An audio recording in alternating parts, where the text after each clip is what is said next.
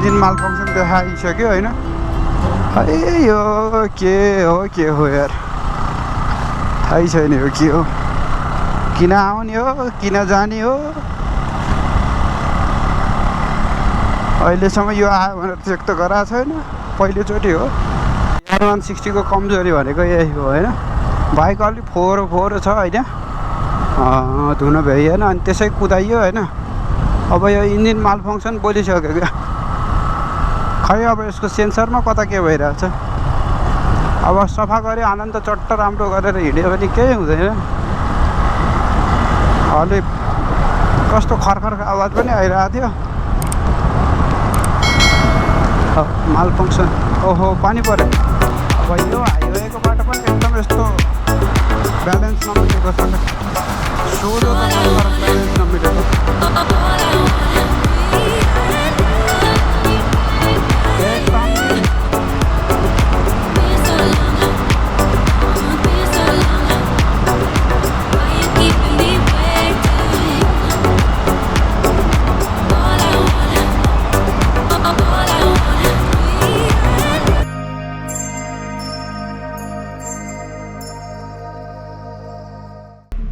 Hello साथीहरू, सम्पूर्णमा नमस्ते and welcome back to my new video.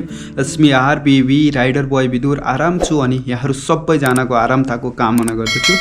आजको भिडियो तपाईँहरूले टाइटल थम्बनेल हेरेर थाहा पाइसक्नुभयो, एउटा प्रब्लम रिलेटेड भिडियो म बनाउन गइरहेको छु। प्रब्लम पनि तपाईँहरूले थाहा पाइसक्नुभयो, यो इन्जिन चेक लाइट मालफङ्सन लाइट जे भने पनि त्यो एउटा लाइट बल्ने गर्दछ n160 को बाइकमा र अन्य बाइकहरूमा जुनमा यो इन्जिन मालफङ्सनको सिस्टम हुन्छ त्यसमा चाहिँ यो बल्ने गर्दछ इन्जिनमा। र इन्जिनका सेन्सरहरूमा कतै प्रब्लम आयो भने पहिले यो लाइट बल्ने गर्दछ। यसको बारेमा पहिले म डिटेलमा तपाईहरुलाई बताउन गइरहेको छु। इन्जिन चेक लाइटको सेन्सर र इलेक्ट्रिकल सिस्टमहरुमा केही प्रब्लम देखियो भने यो लाइट बल्ने हिसाबले BS6 का जति पनि न्यू मोडलका बाइकहरु छन् र कारहरुमा त यो पहिलेदेखि नै इन्जिन चेक लाइट मालफङ्सन लाइटको सिस्टम चाहिँ हुने गर्दथ्यो। बाइकहरुमा पनि यो अहिले आएका बाइकहरुमा प्रशस्त हामी देख्न सक्छौं। यसको अर्थ के हुन्छ भन्दा तपाईको इलेक्ट्रिकल सिस्टम सेन्सर र इन्जिनमा कतै न कतै केही समस्या देखिरहेको छ भन्ने कुरा यो लाइटले जनाउँछ र यसको प्रपर डायग्नोसिस गर्नका लागि आवश्यक छ भनेर हामीले बुझ्नु पर्ने हुन्छ। अब n160 मा यो प्रब्लम चाहिँ मेरो थर्ड सर्भिसिङ देखि नै आउन सुरु गरेको हो।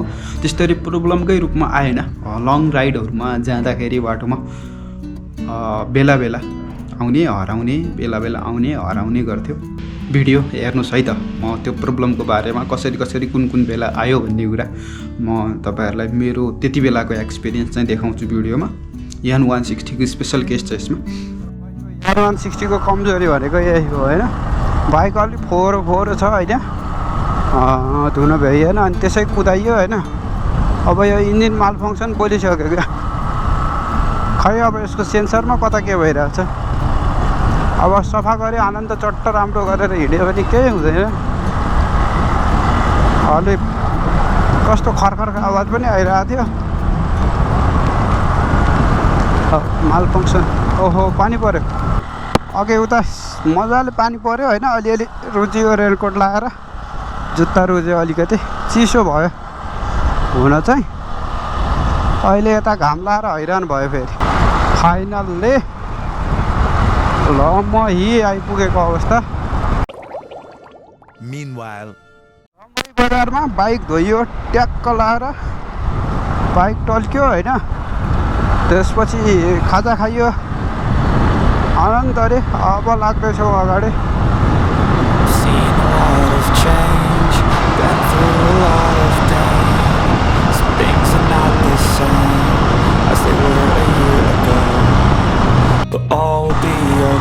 परारी चौकी थियो, दाइलाई सोधेको, दाजुले के भन्नुभयो भन्दा आधी घन्टा जतिमा बाइकमा गुराँसी पुग्नुहुन्छ होला भन्नुभयो।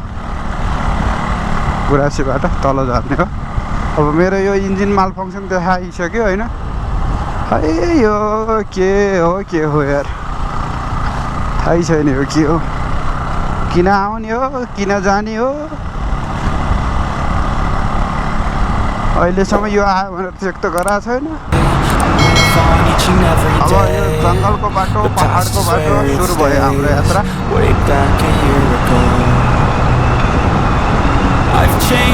Really good nice. घाम लाग्छ छैन सबभन्दा राम्रो कुरो। घाम लाग्यो भने सुर्खेत बस्न नसकिने हुन्छ। सुर्खेत पनि गर्मिने ठाउँ हो। I strive just to say I'm alright, and for the first time in a long time I'm alright. Seeing a lot of हरेक कम्पनीहरूले यो इन्जिन चेक लाइटको जो सेन्सर छ त्यस सेन्सरसँग सम्बन्धित डायग्नोसिस गर्नका लागि टुल बनाएको हुन्छ। त्यो टुलहरू अथोराइज सर्भिस सेन्टरमा उपलब्ध हुन्छ। अनि मैले यो प्रब्लम आइसकेपछि पहिले त मलाई खासै त्यस्तो लागेको थिएन, तर पछि लास्ट यो रामारोसन बडीमालीका राइड जाँदाखेरि अति आगो आए होइन, आउने जाने भइरह्यो।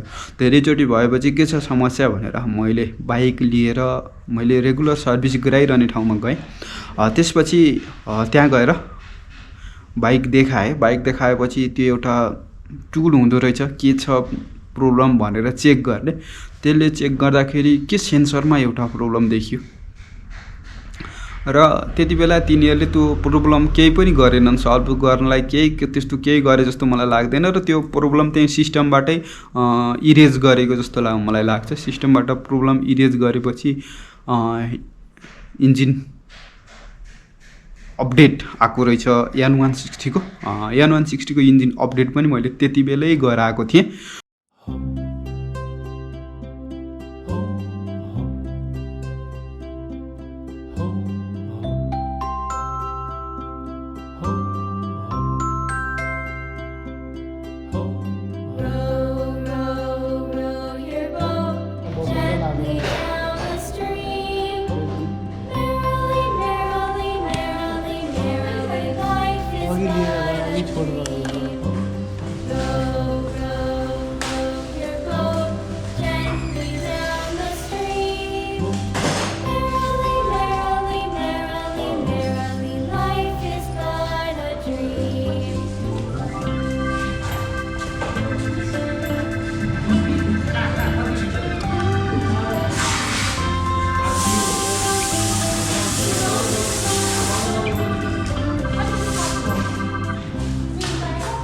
कति टाइम लाग्छ अब?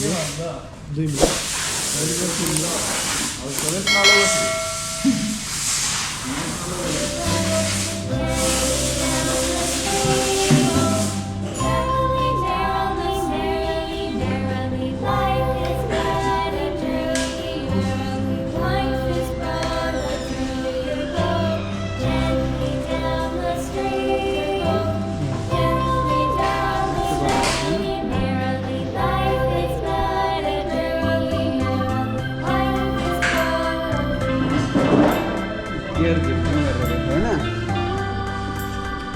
इन्जिन अपडेट गराएपछि यो प्रब्लम चाहिँ मेरोमा दोहोरिएको छैन।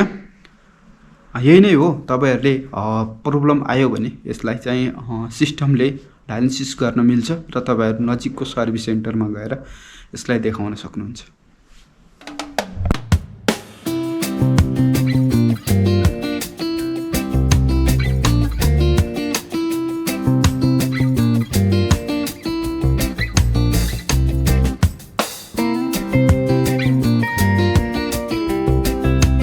आजको भिडियो तपाईहरुलाई कस्तो लाग्यो? मेरो आफ्नो इन्फर्मेसन दिए, तपाईहरु फेरि ट्यालेन्ट भएर यस्तो भएर भन्दा पनि मैले सिकेको कुरा हो, जानेको कुरा हो, सिक्दै छु, बुझ्दै छु, जान्दै छु हैन।